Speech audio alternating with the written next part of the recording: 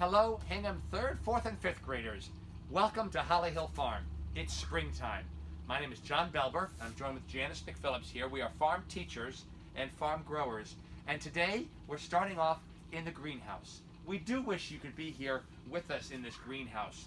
It's a fairly warm environment when we close the doors, batten down the hatches, and make sure that all these seeds and seedlings are getting started with their growing in the right way. What do plants need as they begin to grow? What do we start with as early farmers and growers? We've had a chance to work with you in your school gardens, and until we come back to work with you again, we're going to show you what we're doing here at the farm in springtime. It is spring, and to begin with, we have ordered or we have saved lots of different seeds that we can grow them. These are all annual plants that we get started here. There are some perennial plants that come back every year. And here in the greenhouse, where it's warm and protected, we're able to start seeds into their growing process. And what do seeds turn into? What do they produce as they begin to grow? What do they need?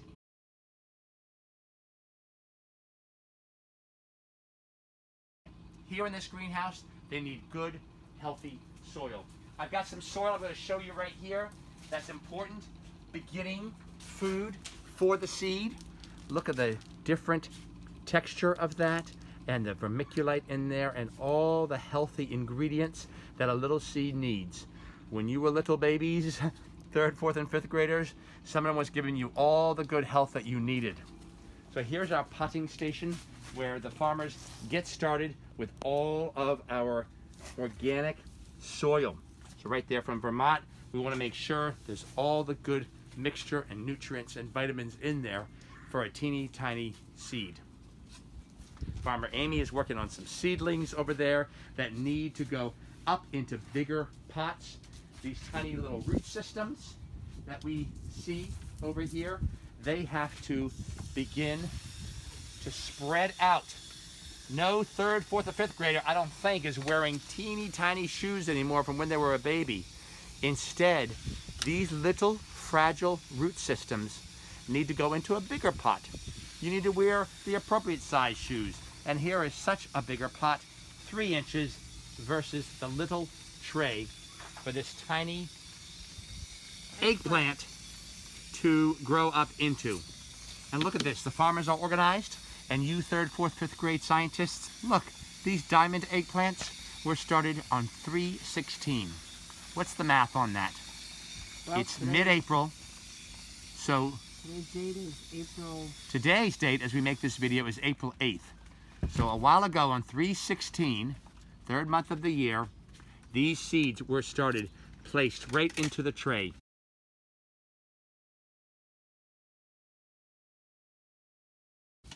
We're going to have a chance to do some growing with you today as well. I just want to think about the benefits of this environment here, grade 3, 4, and 5. The benefits are the plastic keeps in the warmth. We know about the importance of warmth. In springtime, and in New England especially, Hingham, Cohasset where the farm is, we're waiting for those leaves to form from the buds on the trees. We're waiting for consistent warm days. I still use a blanket at night. It's still cool at night. We want to make sure the plants are protected as they grow on and on into their maturity. We also want to make sure we bring water in as necessary. Here's the hose attached to the house. You could collect water from a rain barrel. These teeny tiny seedlings need the right amount of water. Not too much, not too little. We want to make sure their growth is steady and controlled. The greenhouse, even though it's a plastic gray house, the greenhouse with all those plants inside also has some additional heat. Some propane inside right there keeps it extra warm. There's a heat pad in there to provide heat from below. That helps the soil, the plant, and the root structure as it begins to develop and grow. And certainly the sun shines through the greenhouse. That's going to be very important in order to make photosynthesis, in order for these plants to get hardy and strong. We're building a strong, hardy plant base here so it can go out into a bigger pot and into the field. We're preparing plants and seeds for you that could be at the school gardens. Perhaps when you return in the fall, and we return in the fall together to work in the school gardens, we can grow with some plants and seeds and seedlings that got their start as a teeny tiny seed. We're going to go out to the field and look at what is already starting to grow. We're going to look at how we can grow our own seeds and what's needed to help energize and grow our plants. Water and soil and warmth inside this greenhouse. Good place to start seeds as they start on their journey, developing their different plant parts, which we'll talk about, and ready for growth in the fields into food and flowers and fruit. Okay, Hingham students, Janice is showing a view from our Peck's Meadow field. Here in the field, it's been farmed for many hundreds of years. Members of the family here have been farming in some way out in the fields. We are very grateful, and we acknowledge that even before settlers and pilgrims arrived to these shores, many other Native Americans were here, Wampanoag, working with these fields and with this land and using it to grow and going out to the ocean to fish and catch and maybe move more inland towards Hingham for different encampments and places to live as the seasons change. Out here today, we're grateful to be able to look at this beautiful soil, work with it to protect it.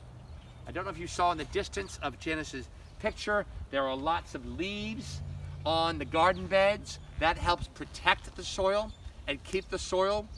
What we can do as organic farmers is regenerate the soil, protect and take care of it. It is precious to us. It is precious and necessary for the food we grow, for the flowers we grow, for the native seedlings we take care of and tend to.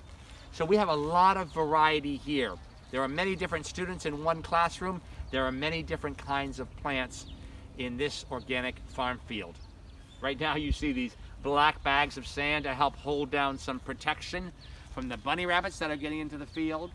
In the distance you've got some garlic growing out of seaweed. Go look for garlic in your school gardens. Janice and I planted that last fall, carefully, safely, remotely, after hours. And then some greenhouses. We talked about greenhouses up above. These are also serving as warm, protected places for seedlings and plants. I see some bok choy, I see some salad mix, some kale. Derek has lots of blankets there that really protect and keep warm all the different crops.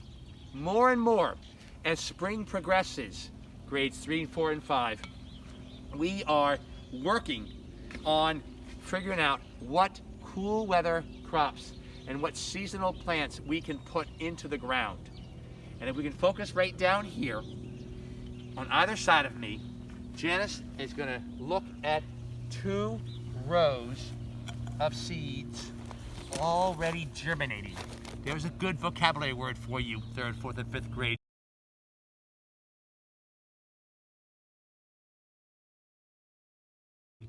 To germinate is to come up out of the soil. To show with our eyes or our contacts or our glasses what is sprouting up. Do you see these 2 rows right here? And Janice, if you come a little bit closer, I wonder if the actual seed isn't all evident. Look at that.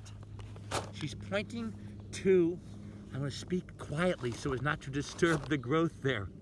That's the actual seed.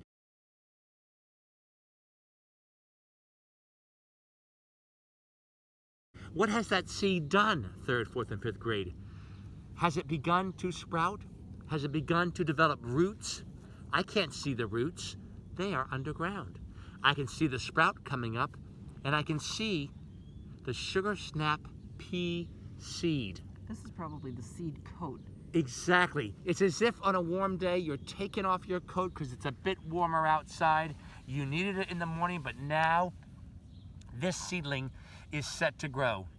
It's joined all its brothers and sisters in 2 long lines. These are sugar snap peas. Sugar Ann is the name that this seed company in Vermont calls it. All different kinds of seeds have their names.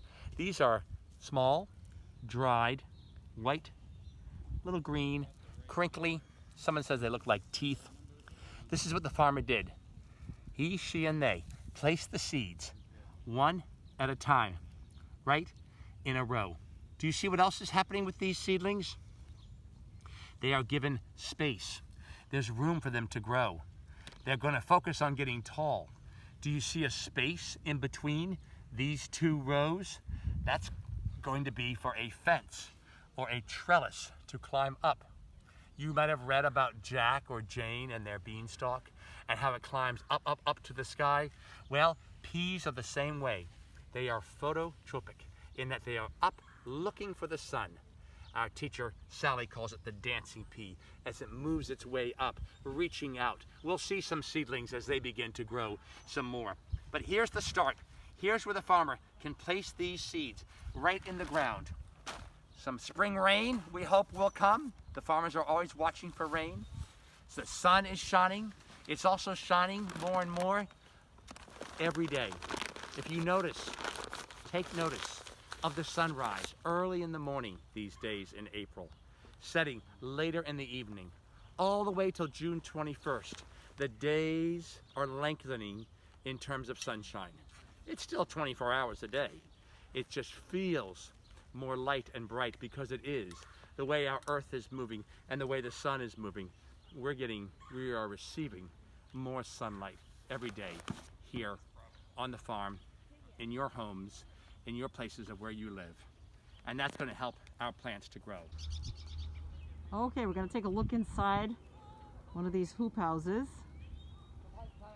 Just made out of plastic. We don't have any glass greenhouses here. You look inside. This one has doors that will shut on a cold day.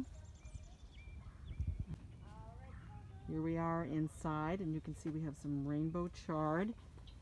Beautiful colored stems. This looks like arugula here. And I think those are heads of lettuce. All the way down to the end.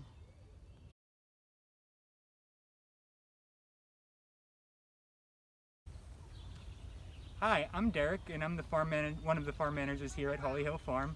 And today we planted some lettuce. But my employees here, Aaron and Kayla, are working on covering the lettuce because we have a rabbit problem here at Holly Hill. So we cover the lettuce up at night to make sure that the rabbits don't eat it. Awesome. These are some beds beyond the lettuce that we prepped today using the broad fork.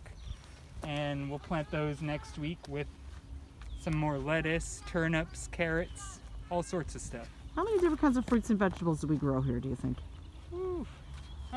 Varieties, we grow probably 100 varieties of maybe 20 or 30 different crops. So most crops we have a few different varieties of. The lettuce, we planted 4 varieties. Garlic, there's 3 varieties. We plant, at least 2 varieties of everything.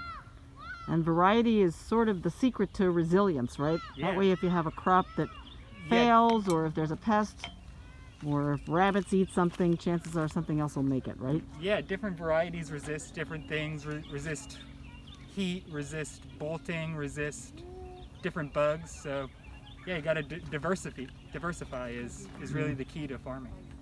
Awesome, thank you. All right, thank you. Look at things in the way. Cohasset with its long rocky shore. The Native American word is Quonahasset, to show how many rocks could those be in the way, 3rd, 4th, and 5th graders, of our seeds and our seedlings? You bet.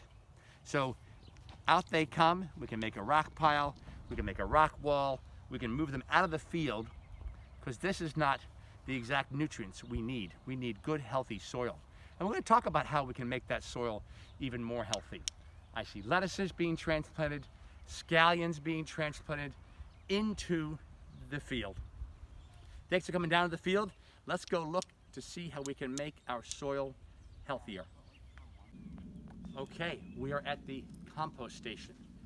I hope And I know some schools have taken a break and are trying to figure out how to continue, but I hope that we can work on making compost happen on a daily basis at each of the elementary schools in Hingham. It happens in a robust way at the high school, so you 3rd, 4th, and 5th graders, as you move and matriculate through the Hingham public school system, there was a wonderful green team doing a great job, led by parents, past parents, current parents, all kinds of green committee members, making sure that trash can be diverted. So, this is not exactly part of how plants grow, and yet it is the most important thing we can give to plants. Folks at home, give you, students, a chance to grow healthy. Shelter, food, water, good education you're receiving in the Hingham schools. We're trying to provide all of that for our plants as they grow. Compost is a great way to do it, and we can recycle too. So you've heard about this before. You've looked at worms and worm bins. You've understood a bit about how certain types of trash don't have to go into the trash can. They can be diverted. Slash that trash in half. Cut the amount of trash you have and make it less. Here's a bucket I picked up from a restaurant. It could have been from the coffee corner, from Mr. Ron Vale's corner stop. Leftover eggshell, lemon peel, old red cabbage that the farmer or the restaurant person or the chef does not want to use. All of these, including some scallions with a rubber band, I'll take that rubber band. That is not made from a vegetable. That is not going to be part of our compost system. Rubber bands are better for holding things together, so that does not go into our compost pile. We want to feed our compost pile with nutritious ingredients. So like a chef who follows a recipe, we're going to follow a recipe here to put ingredients into our compost pile.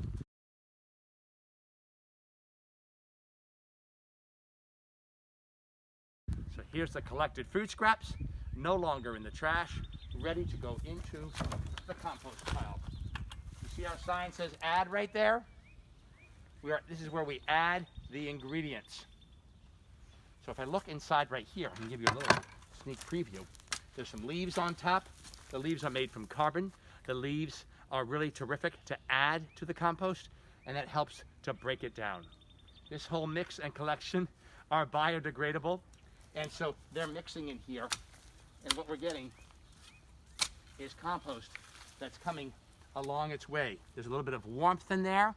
The materials begin to change. I use the word biodegrade.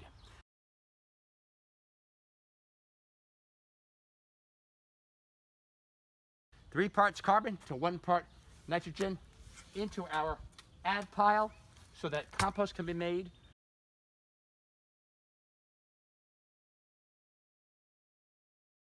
Over here behind me, I've got a compost happening pile. I'm going to leave that pile alone as those materials continue to biodegrade and become into what we're looking for, which is finished compost. And here, just like pulling the finished souffle out of the oven, here is some of our finished compost. And I see some good friends who are down here working as we have our finished product. Look at that. Red wiggler worms, I believe, right, Janice? Mm-hmm. Red wigglers by the dozen loads. Here they are, all working, wiggling, digging, writing in their diaries about all their hard work. That's a good book, Diary of a Red Wiggler Worm. So here, 3rd, 4th, and 5th grade, this is ready to be used to help our soil. I'm going to place it here on a sifter, and here, gently, the ingredients that are ready to fall into our buckets can fall down into our buckets. What if some of these worms, if I be very gentle with them, there's no need to harm them, they don't respond to any hurt. Treat our worms gently. They are doing good hard work. Please don't hurt them.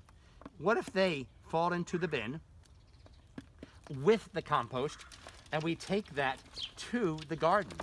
Will it help the garden? Will it energize the soil that's there? We certainly hope so. But I'm just going to show one example of a bucket here that's going to have some nice sifted compost. And a red wiggler worm came along for the ride too. So this will be helpful as we do some planting here on the farm. Oh, you're seeing some things, Janice, that have not decomposed yet. You have a stick there. Is the stick made from nature, 3rd, 4th, and 5th graders? You bet it is. Is it going to decompose? Right. Not for a little while. It's a big, thick, heavy piece of wood full of carbon. So what do we do with this? Well, it won't go through the sifter. It will not help our plants to go. It can go back into the compost pile. Give it a good toss, Janice. Nicely done. And we continue, on we go. Again, compost can happen at your school. It can happen at home. It can happen at an apartment complex. And it happens when you gather leftover materials from a food place. And think, 3rd, 4th, and 5th graders, does compost happen in the woods? Do leaves fall from the trees? Even right here, a little bit of trees waiting for their new leaves to come in springtime. They too will drop their leaves. Look, there's a whole pile of leaves right there. That's a great source of carbon to add to our food scraps. So they will eventually turn into compost. There'll be habitats for all those bugs and insects and worms, and right into our compost bin it goes, so that we can continue the process just like recycling, and we can continue on with our planting and growing based on good, healthy fertilizer. There's no chemical spray needed, no synthetic fertilizer. We're taking care of our yards and our farms and our fields in a good, healthy, natural way. Okay, finally, our field trip comes to fruition. It comes to fruition in the form of plants growing, giving them what they need. We've talked about the space and control inside of a greenhouse. We've talked about the food that we can make with our compost. Here's an outdoor space where you too, at home or in a community garden or at school, can watch and see how plants grow. We have a trellis. This is going to provide support for our pea seedlings, our little plants. I showed you the Sugar and Snap peas. There they are, dried in the bag. You can also save seeds. And here are some that I soaked overnight. Look at that expansion. Look at how the pea absorbed the water and have already started to grow.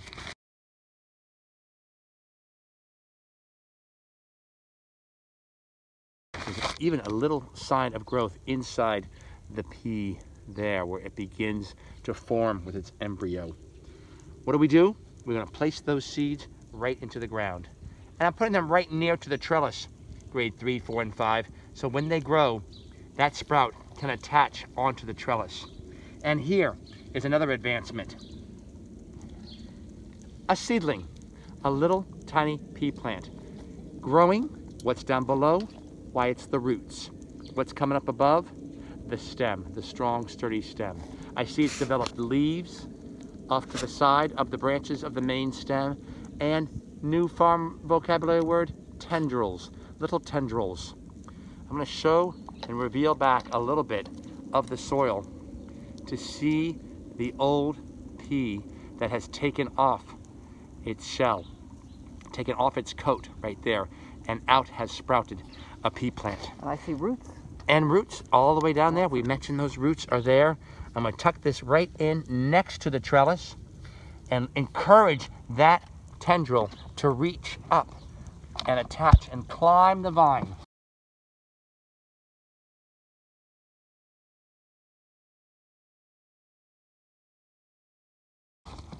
Going to add some of our beautiful, rich compost right here. I feel like a chef adding the wonderful, delicious dressing to a salad or a sauce. There's a red wiggler worm ready for the journey to help. And lastly, some water from a rain barrel. Let's consider some rain barrels. PRS, you've got several rain barrels off of one gutter and downspout. South, you've got some. Foster, you have some. And east, we make sure that's working as well. Water, because the farmers are looking at the fact we haven't had rain in a few days.